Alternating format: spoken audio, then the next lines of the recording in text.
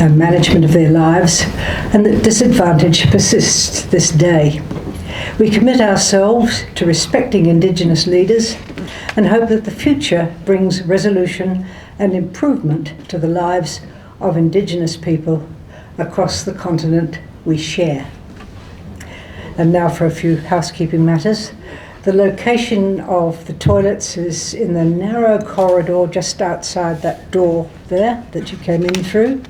And should we need to evacuate, the hall that is, we will proceed. I suddenly realised it was the wrong word. We will proceed downstairs in an orderly manner rather than using the lifts, which you don't if there's a fire.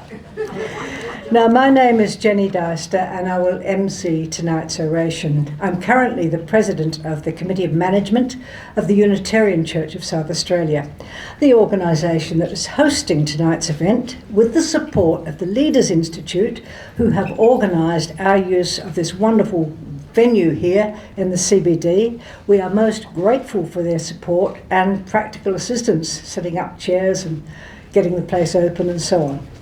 This is the fourth Catherine Helen Spence Oration.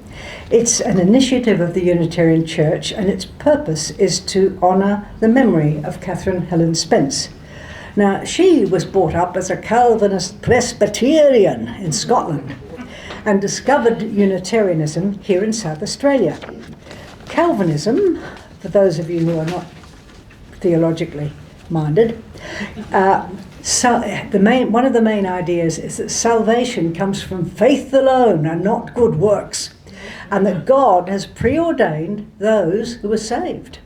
What is more, in the words of Sandy, a character in the prime of Miss Jean Brodie, God has planned for practically everybody a nasty surprise when they die. Now, this was not a good fit for the woman destined to devote her life to good works rather than faith alone. And the good works included alleviating poverty, establishing women's suffrage, developing democracy by adopting proportional representation, and she was a great advocate of education. She not only converted to Unitarianism in 1854, but over the years became a preacher. Pretty unusual in those days, having a woman preacher. Now, this began when the minister had to go to Melbourne and he gave her a sermon to read. This only happened once. Thereafter, if she entered the pulpit, she spoke her own truth and understanding, as indeed will Senator Barbara Pocock do presently. Now, Catherine Helen Spence told her Presbyterian minister she would give Unitarian services a 3-month trial, after which she would decide which church to belong to, and, well, she chose in favour of the Unitarians. This was no big deal in the 19th century, but changing religions was a huge, big deal when Unitarianism emerged in the 16th century. The way the world worked was, as the Latin tag goes, cuius regio, eius religio. Whose realm? His religion. Transylvania was then part of the Ottoman Empire, and the Christians in that era, that is, the Catholics, the Lutherans, and the Calvinists, were hell-bent on burning each other at the stake and various other atrocities that are R-rated. The Muslims were not the problem. Now, the young King John Sigismund of Transylvania was inspired by David Ferenc, who insisted faith was a gift from God and couldn't be coerced. So he issued in 1568 the Edict Torda, which guaranteed preachers freedom of pulpit and their parishioners freedom of pew. In other words, neither could abuse the other. John Sigismund was, and still is, the only Unitarian king ever, and his edict facilitated the emergence of Unitarianism, a religion that prized tolerance and denied the Trinitarian and hierarchical nature of God. Too good to be true, really, isn't it? After the king's death, David Farange was convicted of religious innovation and chucked into a dungeon where he eventually died. But the innovations took off. The mother of feminism, Mary Wollstonecraft, hung out with the rational dissenters, who were forerunners of the Unitarians in London. Isaac Newton published tracts against the Trinity. The official Unitarian Church was not formed in England until 1774 in London, and it was the chosen faith of many innovators in music, like Bartók and Grieg, in literature, think of Charles Dickens, Louisa May Alcott, and scores of scientists, Darwin, Priestley, Samuel Morse, Alexander Graham Bell. Even Buckminster Fuller, the architect, was a Unitarian. The religion was established in America after Sir Joseph Priestley's laboratory in the Midlands was torched in protest to his support for the French revolutionaries. He emigrated, taking his progressive faith with him. So to sum up, Unitarians are into making the world a better place and taking on board innovation, which makes Senator Barbara Pocock a pretty good pick for Unitarians to deliver the Catherine Helen Spence Oration this evening. Barbara grew up on a mallee farm in Lamoureux. She is an economist and emeritus professor and has spent her life fighting for the rights of working people, for women and low-income workers. She established and led the Centre for Work and Life at the University of South Australia till 2014. She was ordered an AM for services to industrial relations research and social justice. That was in 2010. Apart from writing many books and articles, she's worked in shearing sheds, on farms, in government, in universities, in addition to being a mother. She became South Australian Senator for the Greens in 2022 and is currently the Greens spokesperson for finance, employment and public sector portfolios. Additionally, Barbara has recently chaired a Senate Select Committee looking at work and care in Australia, which shows the need for a new 21st century social contract, one that provides a practical right to care alongside the right to work. She's passionate about action on climate change and creating a sustainable future for future generations in a world of greater economic justice. And she's local, lives in Adelaide with a partner Ian. She is with us today neither to convert us politically or religiously, but rather to reflect on good government, bad government, power, money and influence in Australian politics today. Her life experience clearly positions her well for exploring these themes. Please welcome her, Senator Barbara Pocock.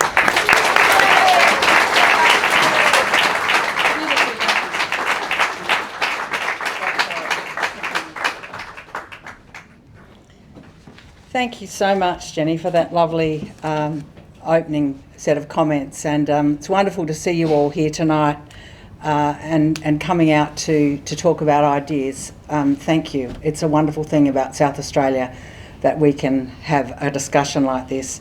Hear, hear. I've been promised not to try and convert you to anything. Well, I can't say I'm going to necessarily stand up to that, but certainly won't be trying to convince you to join any religious order. But I wanted to especially thank the South Australian Unitarians and the progressive and inclusive spiritual community that you foster, and the challenge that you deliberately set out for all of us to reflect deeply about how we live. I want to acknowledge with you, Jenny, that we're here on Kaurna land, and I pay my respects to Kaurna elders and to First Nations elders from across the lands and any First Nations people that are here with us in the room. Always was, always will be, unceded Aboriginal land. And this is, I think we all need to recognise, I'm sure we do, that it's been a very hard fortnight for the First Nations people in our country over the recent days, and many other Australians also remembering the failure of the Voice referendum a year ago and our attempt to recognise First Nations people in our Constitution and to embed a voice in our Parliament. A very wounding experience for many of us, and especially for First Nations people, young and old.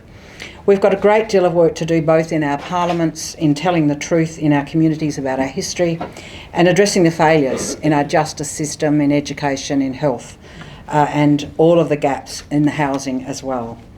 Any talk about power and politics in our country must face the gross imbalance of power of First Nations people in our political structures.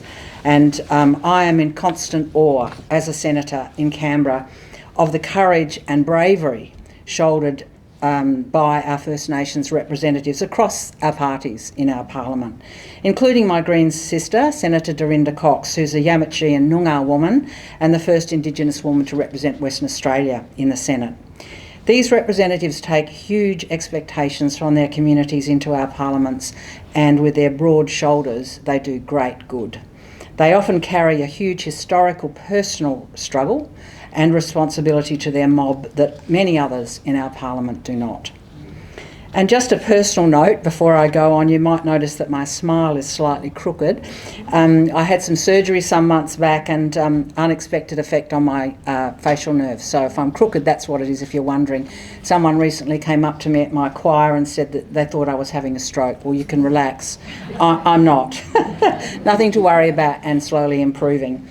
I am really very, very honoured to speak in memory of Catherine Helen Spence here tonight, a great Australian and a great South Australian, a deep thinker and an organising powerhouse whose life was dedicated to social and political reform.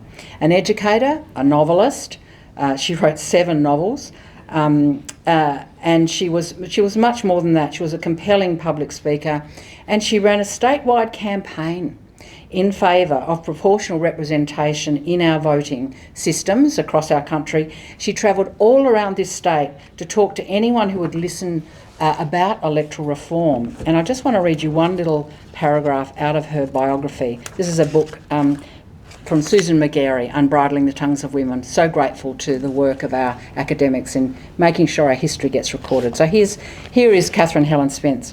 I had no advance, and I'm assuming this is a town like Peterborough. I had no advance agents to announce my arrival, and at one town in the north, I found nobody at the station to meet me. I spent the most miserable 2.5 hours of my life waiting for something to turn up, and it turned up in the person of the village blacksmith. I spoke to him and explained my mission to the town. He had heard nothing of any meeting. Well, I said, if you can get together 12 intelligent men, I will explain effective voting to them. He looked at me with a dumbfounded air and then burst out, "Good God, madam, there are not 3 intelligent men in this town." So clearly a sense of humour as well. But imagine her turning up at the train station to talk about proportional voting, and the blacksmith has to be talked into getting the crew together. Quite remarkable. Catherine was a strong supporter of votes for women, but she came relatively late to the suffrage movement. Her larger, earlier preoccupation was the big picture of political representation and its fairness through proportional representation. Get that out of the way. That included votes for women, but she wanted more than that. She wanted a political system that represented minorities fairly, that allocated power in proportion to the votes of the people. And she did not fight only for women to have the vote, but also for women to have access to education so that they could exercise an informed vote. She did not like greed, very unfashionable in some places, and she spoke out against it a lot, and she advocated for peace. She took her ideas to the US and the UK on speaking tours, amazing for her times. She was the first Australian woman to stand for election to the 1897 Federal Convention, not successful, but a very brave act. And she left a very big legacy. Late in her life, in 1909, the year before she died, she presided over the formation of the Women's Non-Party Political Association, later the League of Women Voters in South Australia, which went on to run its eye over all policies relating to the rights of women and their welfare, along with those of children. So we owe her a lot, and we can recognise in her politics someone who wanted good things for her community. She wasn't a party political animal. She was not factional in any way. She also embodied a 21st century phrase, the personal is political, in that she personally raised 3 families of orphaned children. She was interested in women's employment, and she chaired the management board of the Cooperative Clothing Company, a shirt-making factory owned and run by women. Very significantly, she pioneered the first foster care programs to replace the institutionalisation of children who were orphaned. She worked very hard to improve the lives of poor and disadvantaged kids. She developed kindergartens and baby health nursing support, and she kept working for social and political reform until her death in Norwood in 1910 at 85. She chose not to marry. She had 2 opportunities, but she did not envy, she said, the look of other people's husbands. For both the young and old in our audience tonight, she did not hit her straps on electoral reform until she was 67.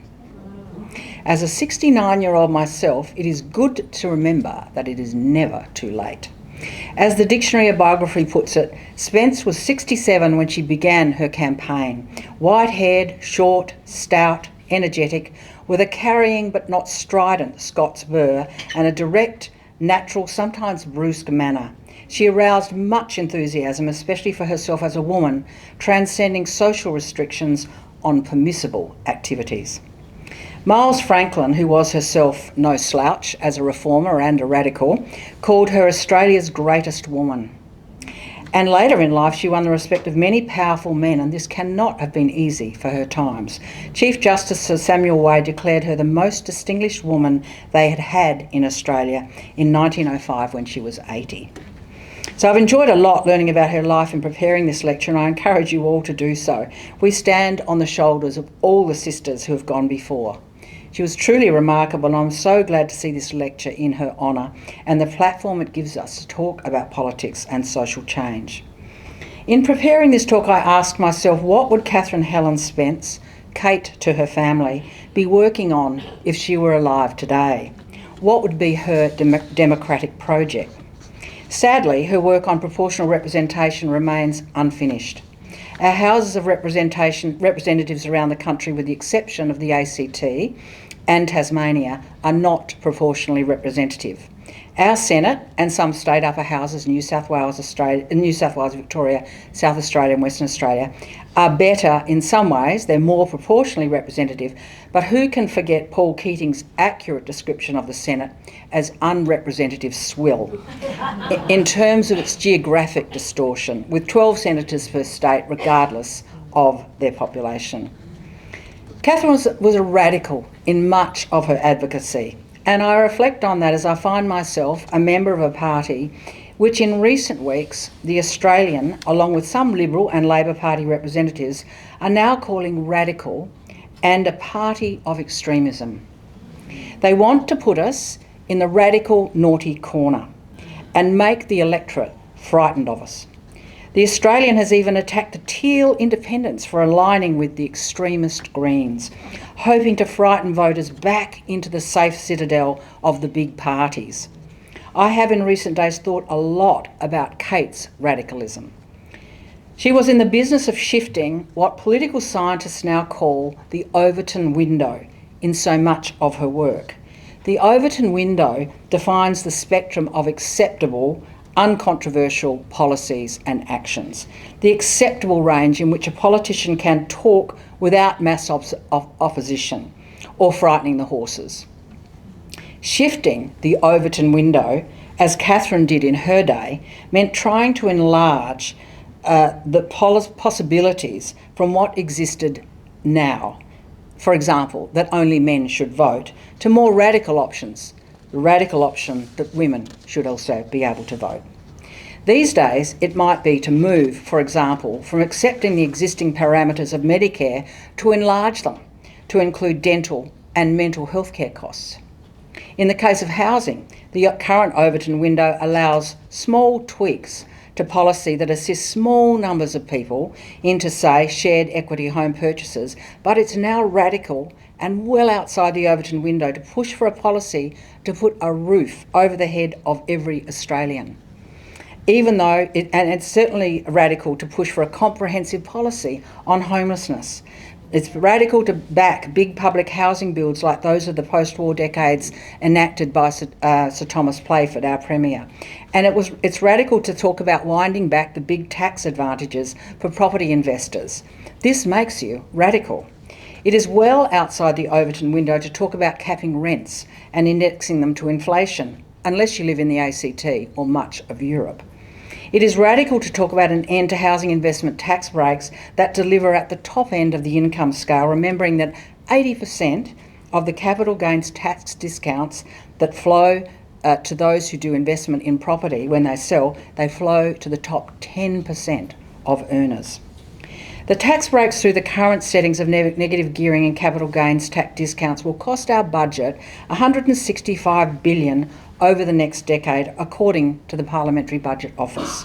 That's a lot of affordable homes, a lot of teachers, a lot of nurses, a lot of frontline domestic violence workers.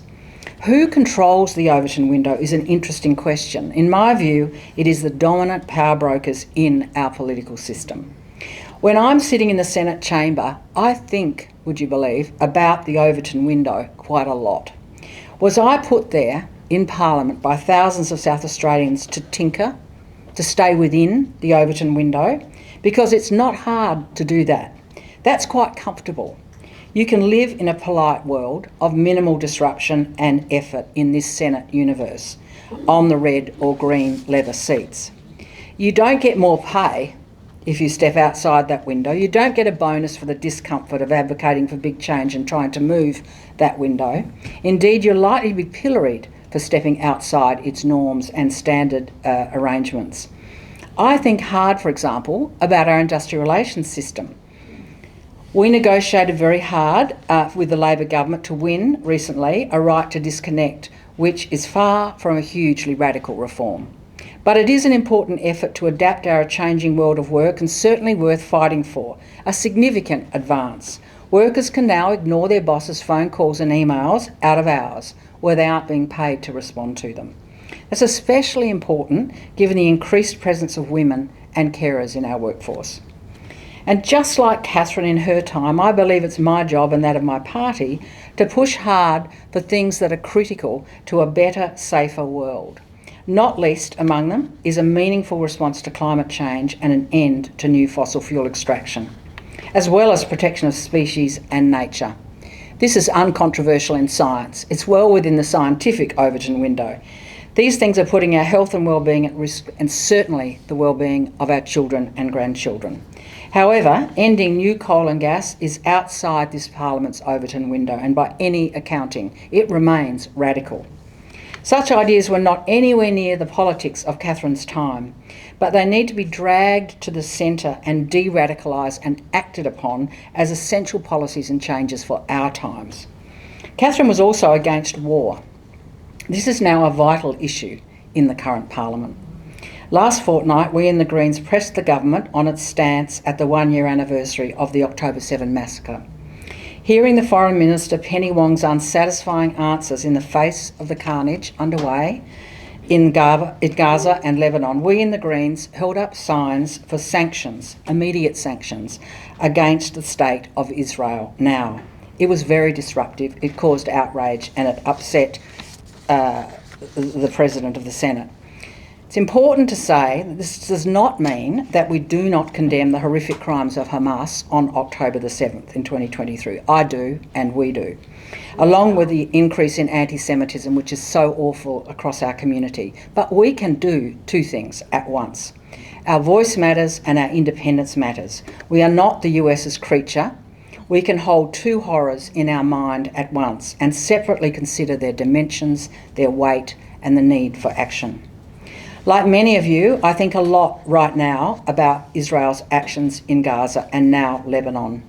More than 41,000 Palestinian deaths, most of them civilian, the loss of all schools, hospitals and so much infrastructure. I want our country to end the two-way arms trade with the State of Israel and to use every lever in our toolbox, including sanctions and disagreeing with the US, to stop the genocide of civilians in Gaza and find a way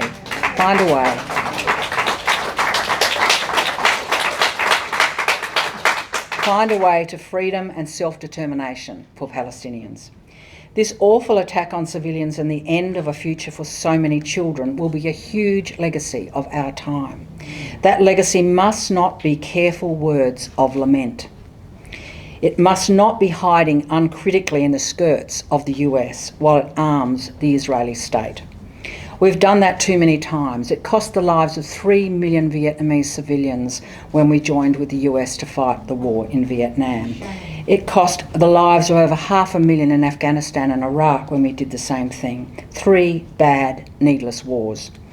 I compare in action now with how our country acted against apartheid in South Africa, where a great racist wrong persisted for too many decades. We were a small country at the bottom of the world then, just like we are now. But our ex-Liberal politician and Prime Minister, Malcolm Fraser, acted on the concerns of many Australians. He listened, and he aggressively and diplomatically led the push for financial sanctions against the South African state. He organised the world. Those sanctions brought the South African government to the negotiating table, and Australian leaders were amongst the first that Nelson Mandela wanted to meet when he left prison after 27 years. What we do matters, much more than what we say. I think these issues of peace and action would be on Catherine's mind were she with us today. And what would she be paying attention to in relation to her central political project, ensuring a strong democracy? While it's highly likely Catherine would be disappointed at the slow progress on proportional voting, she'd be pleased, no doubt, the number of women in some party rooms and parliaments has improved. 44% of federal politicians, parliamentarians in the current parliament are women, up from 26% 22 years ago, and more in the Senate, 57%. Up from 28% in 2002. Spence lived in a world that preceded the domination of parliamentary politics by the two parties, the Coalition and Labor. The emergence of two dominant parties occurred after Spence's death in 1910, and it persisted for much of last century, right through to the turn of the century, with the growth of very small minor parties like the Democrats, keeping the bastards honest, and the Greens from the late 1990s. Things have changed a great deal in more recent times. What we see right now is an unravelling of a parliament dominated by two big parties. And that is certainly shaking things up, including in relation to big money in politics. Nikki Sava recently described it as the great desertion, a deliberate, conscious repudiation of Australians in their millions of traditional politics and politicians, much like the desertion of audiences to social media or streaming services. That's the end of her quote. In 2022, the Liberal Party vote fell to 24%, with another 12% from the Nationals, while Labor's dropped to 33%. Almost 1 in 3 Australians voted for minors or independents or Greens. Most pundits point to a competent government, some of them call it a hung parliament, an expression I hate, of some kind after the next election, some form of competent government. What will it take to work? Well, to be other than frustratingly negative name-calling and ineffective mud wrestling, it will need to look a lot different in terms of respectful cooperation than what we see right now and what I experience right now. Anyone focused on the health of our democracy would and should be paying attention to two things: the extraordinary power of particular interests and their money, both in the Parliament and in our public administration, and the manipulation of truth. Big money has big power in our politics at present, and increasing capacity to undermine truth. And I think Catherine would be very exercised by these things, and I think all of us should be.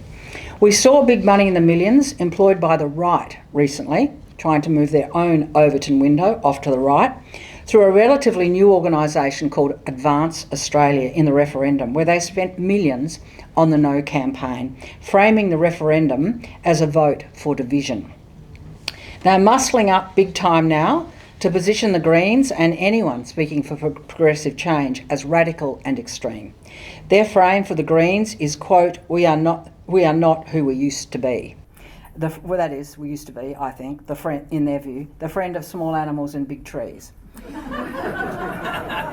As long as we're over in the corner cuddling a koala, that's okay.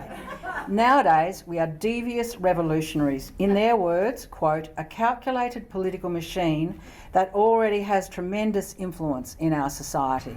Well, I'd like to think that was true, but I'm not quite sure. We will see a lot of this kind of rhetoric in the coming months. The Murdoch press are hard at work on this, and the reach of Advance Australia on social media is extraordinary. The No campaign videos, financed by Advance Australia and crew, were by their own account viewed over 42 million times. And that was without spending a cent. Our political system is now bought and manipulated, and we have to pay attention and we have to stop it. Fortunately, that conversation has begun. We must get big money and big power out of our politics, and not in ways that prevent new political entities or small parties from thriving. The scale of the con at present is extraordinary. A small number of really big donors are giving a lot of money, which creates big opportunities for private influence over our democracy and our Parliament's decisions. In the lead up to the last election, the Coalition declared 132 million in donations, while Labor declared 116 million. Clive Palmer alone gave 117 million in the last election, dwarfing all donations on record. He won just one senator. Have a look if ever you want some entertainment about what he purchased. 2022 was the first election where the party with the biggest wallet didn't win. And it's not just individuals and companies giving directly to parties, it's foundations and third-party organisations who assemble, collect and donate money also. Our weak political donation laws mean that our democracy is for sale to the highest bidder. Money shouldn't be able to buy political influence, access or policy outcomes. And the truth is, it now takes millions to run a credible campaign under current arrangements, and small parties and independent candidates have to join the funding arms race. What does this money buy? Well, it buys a lot of access and a lot of influence. We see it right now in our Parliament, most obviously in relation to coal, oil and gas. They have their finger on the scales of every significant government decision that affects their business. Opposite their interests, we do not see squads of school children or communities dealing with floods and fire ambling the corridors of Parliament. Their resources and access is so very different, and this matters more than I can say. I see it every day. That access is not just through money. Soon after I set out on an inquiry that we set up into big consultants in early 2023, I had an interesting experience.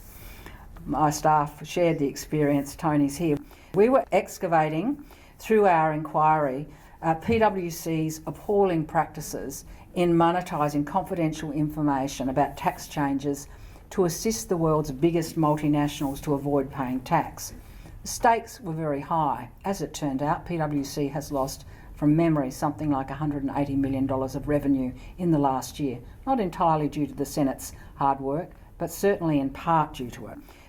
We drew out the ways in which their voracious appetite for public contracts undermine our public service to the tune of the equivalent of over 40,000 public service jobs. So money was being spent, paid to the Big Four, which would have put 40,000 people on the job in the public sector.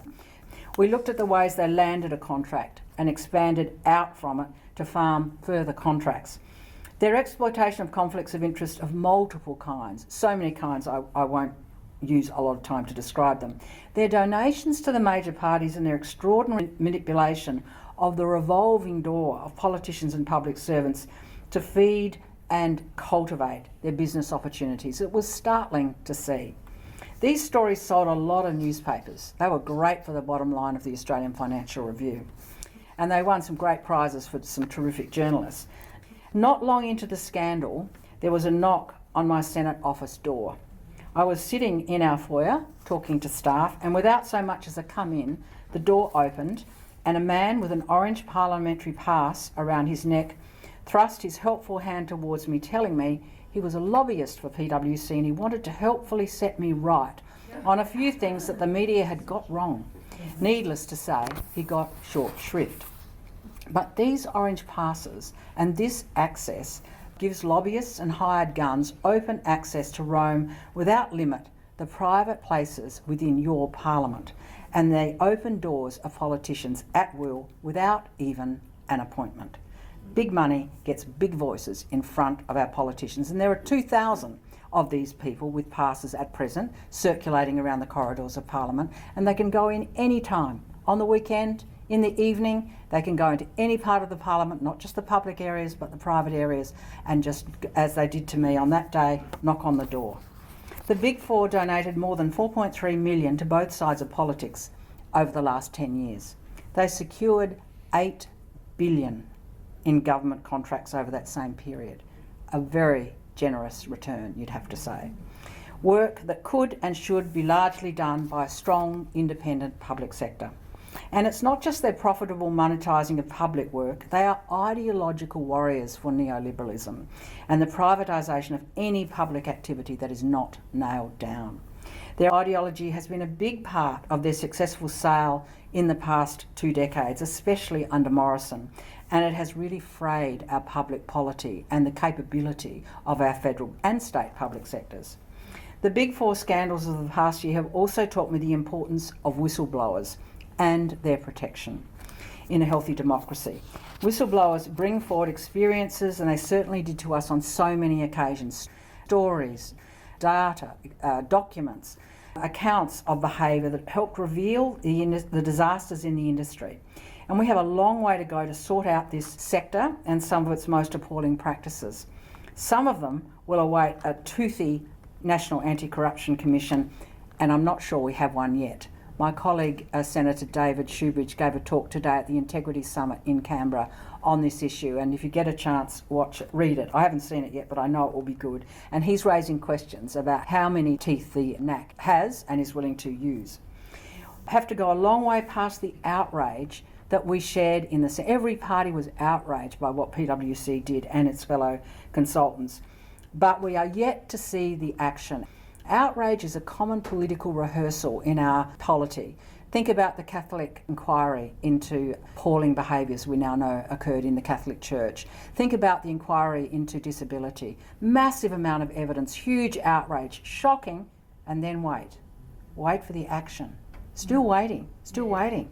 What about the robo-debt? Where is the action there? NAC has failed to come clean to the Australian community about its own inquiries and make them public. So we actually need to make sure that the big parties not only express the outrage and feel the outrage and fuel your outrage, but actually take action. In response to the straightforward risk of bribery in our funding of big politics, in 2022 the Greens introduced a bill to stop political donations from those who are awarded government contracts. Pretty simple, isn't it? Sign a contract on Monday, pay your dues and a political donation on Tuesday, sign another contract on Wednesday. Who thinks this is okay? But we need to go much further than just kicking the Big Four out of that contracting process and the donations. Money shouldn't be able to buy not only government contracts but any form of development approval or political access. It's clear that's what years of donations have been getting for organisations like big consultants, and it is a form of legalised bribery. It's time to get all private money out of our politics, along with unmonitored access to ministers and politicians. Access and use of orange passes also needs to be made transparent. And further, ministers' diaries need to be available to the public to see. Who are they meeting with what objective? My colleague Larissa Waters, a wonderful senator from Queensland, in 2022 introduced a bill to stop dirty industries with a track record of seeking to influence decision makers through donations. And she specifically named fossil fuels, banking, defence, big pharma, liquor, tobacco and gambling industries. All of them use money to exercise and get the decisions they want. The bill she proposed would also limit the amount that could be donated by individuals and other entities to $1,000 per election term and minimise the opportunity for big money to buy outcomes. And we've waited such a long time in many ways for environmental action, in part due to our big money flowing around the big parties. We are still waiting for that real action, and it's why reforms to hold down the financial sector and keep them to account have also stalled. It's why a ban on gambling advertising is stalled in our current parliament. Unbelievable. 70% of Australians know. We all know someone, our family, that is affected by a gambling habit that is out of control, or young people who are being enculturated into gambling, seeing it as a positive social exchange rather than a hazardous risk for their futures. We know banning those advertisements are good for kids, our families, our health, our social services budget, and very important for victims of domestic violence. Until we break the hold of dirty donations over the major parties, big corporations are going to keep on winning and the community loses out. So it's very good to see that federal reform of big money in politics is now under discussion, and it's unfolding, in my view, too slowly, but it's important. From what we know, the proposed changes include disclosure of all donations of $1,000 or more, and this would be a hard, non-indexed threshold, some speculate. The present index threshold is more than $16,000. In addition, there's talk of placing caps on both donations and spending for federal elections, and more timely disclosure of those flows of money. There are also discussions about a fairly minimalist truth in advertising change as well, which is modelled on the arrangements that exist here in South Australia. The necessary reforms are unlikely to be in place for the coming election, which is due, of course, as many of you will be aware, by May of next year. Negotiations are painfully slow, it seems, and it's vital that we guard against reforms that advantage the big parties and make it harder for small parties and new entrants. It is said that Don Farrell's draft federal proposals do not go nearly as far as those in South Australia, which the Labor government has on the drawing board and out for consultation. These would ban all donations. Whatever happens, it must capture fundraising entities as well as individuals and companies.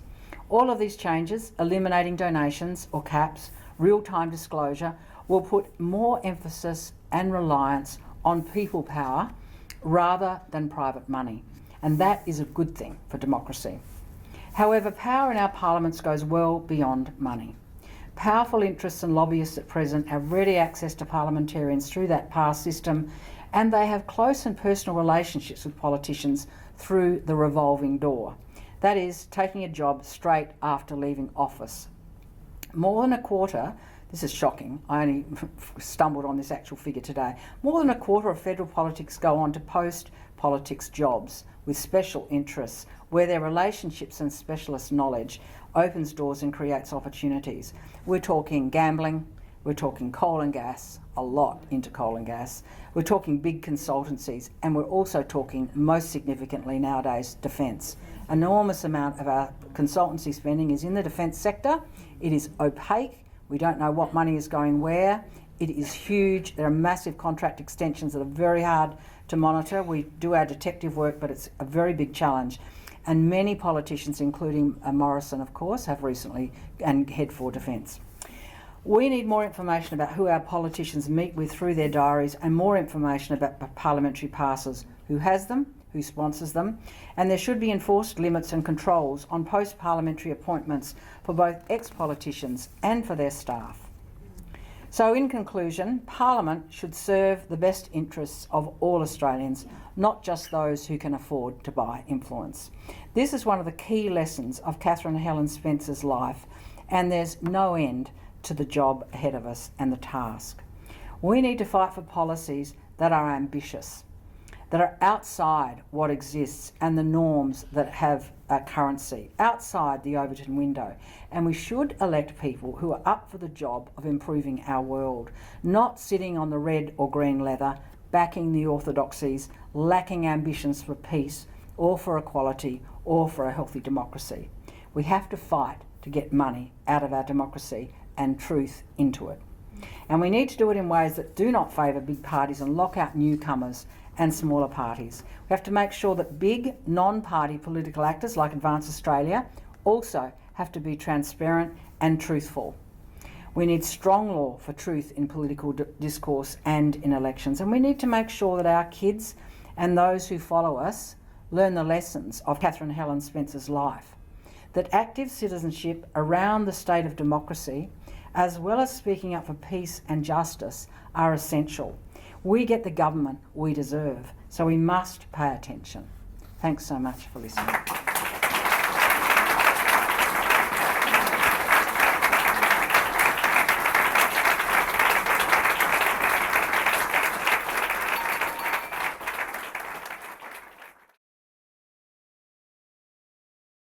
Thought-provoking, and it just occurred to me, I just wonder, can you put your hand up if you can name a gambling platform? Well, you're not as good as the kids between aged 8 and 16 in Australia. 75% of them can name them, and that's, of course, because they probably watch more TV than you do. Yeah. Simple as that. It is frightening, isn't it? But I mean, that's just one tiny thing. We won't go through the whole. Now, because Barbara has been concise, we have time for questions, and I just wondered if anybody had any questions today that they would like to ask. Okay, well, we've got time for at least three. Gentleman at the back, could you come forward, please, because we have. Oh, you've got a roving mic. Fantastic, excellent. Barbara, thanks for your talk. My name's Rob. Can you talk us through the process? You talked about the changes to donations and the transparency and the controls around that, and you said negotiations are underfoot. Can you clear the air for us about what that process involves, like that you're aware of internally that we don't see, and how long it may take? Like, who controls that process? Is it a vote in Parliament? How does it work? Thank you. Yeah, thank you. You're way outside my pay grade because the matter is being led by Don Farrell in the Labor Party, a South Australian senator. If you Google any of his speeches, you'll see him saying what his intentions are in broad terms. He's had, as I understand, this is not a state secret, that he's had some negotiations with the coalition. But that there is not a public document which sets out exactly what's proposed. You've got a lot better opportunity to look at what's going on in South Australia if you just Google reform of South Australian parliamentary funding, and it will take you to a discussion paper which sets out options for you to think about. So better to go to those major parties for that. But what I think we need to do is be watching closely for the consequences of whatever is done, to make sure there aren't unintended consequences that would, for example, prevent the Teals or the Greens from getting the kind of support that they have had. And there are people who are cynical about it, who think it's about tightening the control by major parties. So I can't give you the absolute detail, but there is certainly South Australian detail out there. Yes, ma'am, in the second row there. Yes. Yep. Thank you. Yes, thanks, Barbara, for an inspiring speech. The Bill of Rights, is anyone following is anyone following up the idea of Australia having a Bill of Rights? Because it seems to me, with regard to freedom of speech and the issues you're talking about, that we deserve that as a country. Well, yes, a really important issue. It's policy of our party to have a Bill of Rights. Many things hang off it. That would be a very significant meaning to many minor interests in our country and protect them better. But I can't point to a current discussion in the Parliament. Many other matters are trumping that issue, not least, of course, the cost of living. Yeah. Gentleman in the first row, please. Senator Pocock, you are one of my great heroines for your championing of the investigation into PwC, which in my reading is merely sort of the tip of the iceberg in the problem area. And one of the things I read was that something like 25% of the Australian public service has been effectively outsourced to the private sector through gutting the public service, engaging consultants. And there's a saying, never attribute to malice what can be explained by incompetence. But I suspect on this occasion there's more than just incompetence, that over a 3-decade period, a trebling every 10 years of the number of consultants leads to malice on the part of both major parties. And whilst I can expect that of the coalition, I'm utterly disgusted that Labor has been complicit in outsourcing the public service to such egregious ends. And I'm just wondering how this absolute mess started. Yeah, I mean, it's a book that's desperate to be written, actually, because there is a book about the Big Four in Europe, The Big Con, thanks Tony, by Mariana Mazzucato and Rosie Colley, who was two amazing researchers. But the story that's been exposed in Australia is much more interesting and deeper, and we have a lot of information. The first time I encountered this when I went to the Senate was at estimates, and it became clear. I went to the Department of Agriculture for some reason. It's not my portfolio, but I had to come off a farm. I'm interested. And it turned out that during the pandemic, they gave over senior management of the Department of Agriculture to a big consulting firm who were in charge of filling all of those senior positions in agriculture for years at enormous expense. I'm talking about senior executive positions. And there was evidence of a consultant being inside the Department of Agriculture with a contract to do X, and having a few suggestions on how there was also the need for Y and YA and YB and YC, new contracts. So they farm contracts having gone in to do something strictly, absolutely against the code of conduct in the public sector. You're right to point to both the major parties having seen the Rudd government, earlier Labor government, certainly saw massive expansions in the public sector. I want to speak up, and the Morrison government was, creme de la creme, incredible, ideologically attached, they capped the number of public servants to be able to run a political argument that they weren't, being profligate with our money, containing the public sector, but instead they spent billions on external consultants. And recently on RN, if you listen to your ABC in the morning, the argument was run by the coalition that the public sector was expanding way too fast and that they certainly wouldn't be doing that if they returned to government. Well, we know what they would be doing. They would be looking after their mates in the Big Four. So I want to pay tribute to Katie Gallagher, however, and the current Labor government, who I believe have done some really significant things to pull back the spending. They're trying to concentrate on core work. So there is an effort there to review it. They see it as many shonky things have gone on and they've called it out. The really big test is in the putting down the track. Will they gradually, actually significantly pull back the spending year after year? And will they root out the corrupt practices that we've seen? And we've got real concerns about the actions. The biggest thing we need, the consulting industry is almost completely unregulated. There isn't a single regulator. They're not caught by the corporation's powers. They are partnerships with up to 900 partners. They don't pay corporate tax. There are many interesting aspects, and because they are so big, they are outside the ambit of management. And what we really need, and of course they're the major auditors for all of our large companies. 90% of them are audited by the Big Four. So they're doing two things. They're auditing the big companies and they're also doing consulting work to them. And one is, at least the risk is, feeding the other and corrupting each other. It's a potential. I'm not asserting it, but I'm saying it's definitely something, a conflict. The supreme conflict of interest is there in auditing and consulting. So we've got a lot of work to do. The test is, will Labor do it?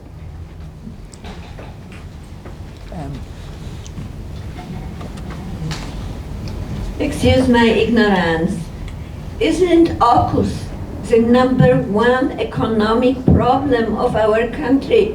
And what can we expect from the government in this respect? Mm-hmm. Well, yeah, a spend of $365 billion you've got to be worried about, a spend that the Australian public's never been asked about, a spend that attaches us to American foreign policy, draws us into a nuclear fuel disposal cycle, which citizens of this state have refused more than once. There are many aspects of AUKUS that are extremely alarming. As you can see, there are quite a big population of people who are very critical of it, many of them inside the camp of Labor in particular. So we need to keep watching it, and we need to work as hard as we can to stop it, because it's a spend that will make the future spending for our children around health and all the community services we need squeezed by a massive expansion in defence spending. And yes, yeah, that's fine. Barbara, thank you. It was brilliant. I'm in a book club, and Tim Winton has just written Juice. And a few people in my club who are very aware of politics and so said, oh, I should read it, but I can't face it. So it got me thinking. I thought, a lot of people are very fearful and are in denial about the truths that you have been speaking about so eloquently. So I'm just wondering if you can comment about that, and also how do you sustain yourself, because you know much more than we do. You see it firsthand, and you know, I just am so admiring of the work you're doing. Well, you're no slouch yourself, I know. So, and there are many people in this room who do many, many things. I've seen several of you this week at various other events. You know who you are. Look after yourselves. How do we get people to face up? Yeah, it's true. Well, I was recently, 2 nights ago, with Peter Wish-Wilson, who's just read Juice, and I said, you've got to read it. It's really racing. It's like reading, who's our favourite author, Ian? Very unsound. Lee Childs. It's very unsound. Sorry, shouldn't read Lee Childs. But anyway, you won't put it down. But it's a really interesting. It draws you in. It's fast paced. It's not really bad. So I encourage. And Pete was saying, he's a senator from Tasmania. Read it. It is brilliant. So don't hang back because you think it's going to be really depressing. But I think you're right. A lot of young people are very concerned, not just about climate change, but certainly about that, but also about their life chances. How do you afford a house? Even when you're from, earning now in Adelaide, 150,000, you can't afford a median house. It's shocking. So we have to work hard, and I'm in the parliament because I feel that responsibility. And in terms of looking after myself, I just think this is my turn for a little while, and other people also take their turns in parliamentary representation and in community work. So, that's what we do, don't we, in all of our activities, and it's on our head to do the best we can for our kids and also have a good time on the way. Sorry, that is good. I think the gentleman behind you. Yeah.